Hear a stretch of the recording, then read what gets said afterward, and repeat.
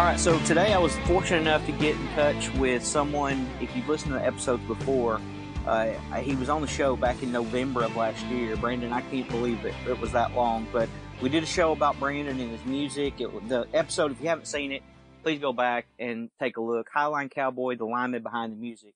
But today I want to talk to him about something much more important, and I think he would agree with that. And where are you, Brandon? I'm in Welsh, Louisiana. And for those in the United States, most of you know who are listening know that the southeast United States, particularly Louisiana area, was hit by Hurricane Laura. And Brandon, in his day job, is the safety director for Electric Cities of Georgia. Is that still correct, Brandon, on the title? That's right. That's still correct. Yes, sir. Yep.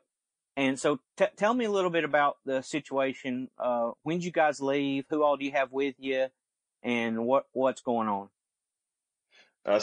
Thanks, Kenny. So we left last Wednesday, the day before the storm hit, and we staged up in a few towns in Louisiana. I'm going to try to remember them all off the top of my head. Abbeville, Kaplan, Winfield, and Welsh. And Welsh is close enough to Lake Charles, that they didn't want to bring us all the way into here. So the crews that I had coming here stopped back in Louisiana until the storm passed. And I have 9 crews with me here: the city of Covington, city of Cartersville, Dalton Utilities, Griffin Power, LaGrange, Albany, Calhoun, Ackworth, and Thomasville. So they're here with me in Welsh, and I also have Crisp County Power, West Point, city of Cairo, and a contractor named Deep South up in the town of Winfield, which is just north of Alexandria. Wow. And so for a lot of folks, they may not know, but the Electric Cities of Georgia represents all the municipals, electric systems, the city-owned electric systems in the state of Georgia. And you have, it sounds like, a ton of crews from representatives from those cities. And it's basically cities helping cities. Is that the best way you could put it? That's right. We, being public power watches out for each other, just like the co-ops do and just like the investor owns do. And we'll help each other across entities when we get our own folks taken care of. But it's all a part of the public power network in the United States. And so before I get into you talking a little bit about what boots on the ground, what it looks like there from you guys' viewpoint, City of Covington, who's the electric director there now? It is Freddie Morgan. That's what I thought. That's what I thought. He Yeah. was my counterpart at the city of Marietta. He was in Substation, if I'm not mistaken. Freddie's a good guy. Shout out to Freddie. Freddie's a great guy. So when did the storm clear, and when were you guys given the green light to go to work? So it was basically through the night, Wednesday night into Thursday morning, and it was cleared just after daybreak on Thursday morning. It was safe to get out and start assessing. The 2 crews that we had in Mississippi that were coming to Welsh, they left early Thursday morning and made the drive. Of course, it took a long time because of traffic and debris in the roads, but we really got to work as soon as the winds died down to a safe level, and we went to work all day Thursday. Okay. I imagine long days. Are you guys, I assume you're getting fed and got beds and place to lay your head at night?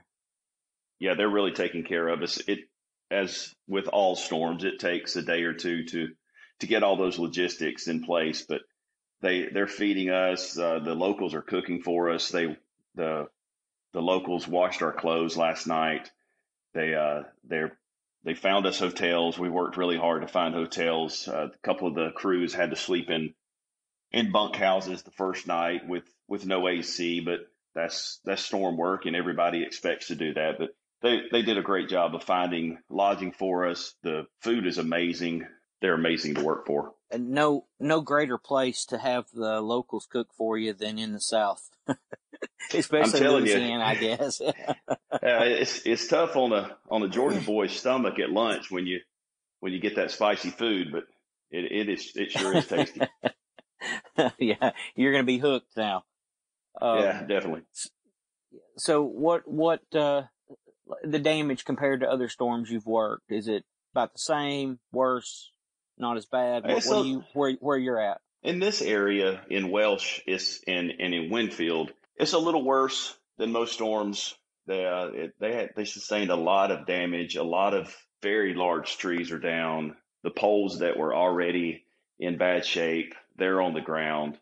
It's not like some that I've seen that it's just total devastation, everything laying on the ground, but it is widespread across the whole town. Phases down, insulators broken, cross arms broken, poles broken. The towns east of here that we were in to begin with, Kaplan and Abbeville, they fared pretty well.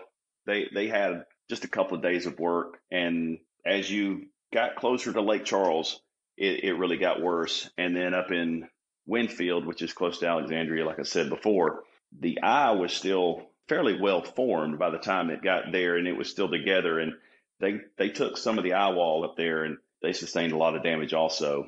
And I guess the main issue that we're having at the moment is transmissions down. And we have close to 75% of the city limits of Welsh ready for power, but we can't energize them because the transmission is still down, and we're hoping to get that back today.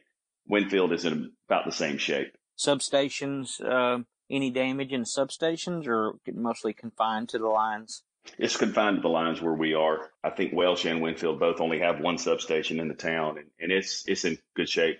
Same, no damage. Good deal. Okay. I really appreciate you taking I assume it's maybe lunchtime for you doing this, and I am so grateful for you taking a moment. And I'm going to get this episode out just as quick as we can, because I've been asked from a lot of people if I've heard anything about what's going on. And I know you guys, it's hard to take time to do things like this, and it's much appreciated. But before we go, is there anything you need that I have listeners in Louisiana and Texas and can send you whatever you need? Is there anything you guys need that anybody could send you or bring you? No, we are in good shape as far as that goes. The only thing that I need is for all the linemen out there that are working to please wear your gloves, please put grounds up, don't forget about generators, watch for hanging limbs that could fall at any moment, watch each other, and stay safe. Above all, stay safe. Don't get in a hurry. We'll get this thing restored, and the most important thing is to go home. Awesome. Well said. And that's probably the most important thing that any of us could say during storm restoration, because the risk is so high, because the environment that we're in is definitely not in our control. Correct. Brandon, much appreciated, man. I can't believe it's November of last year since we talked last. Your episode has just gone off the charts, so I'm going to have you back soon and get an update on your music and what's going on in your life. And but until then, my friend, stay safe and try to stay out of trouble down there too. Buddy, I'm ready anytime. Be glad to do it, and thank you very much. One other question I was going to ask you: how long do you think you guys will be there? Do you know? I think we'll have these two towns fully restored by the weekend. Monday at the absolute latest, I think we'll be ready. Okay. Again, you know as well as I do, you probably, I'm sure you've preached this message many more times than I have on storm restoration, but it's not done until everybody gets home safe. I know everybody listening and under your watch will make sure they're rested up and travel safe back to the towns they came from. And shout out to all the electric utilities into Georgia for being able to share their resources to help the citizens and the good people of Louisiana. Sir, thank you very much, and thank you for all the linemen out there. Thanks, Brandon. We'll talk to you later, man. All right, bye-bye. All right, see you.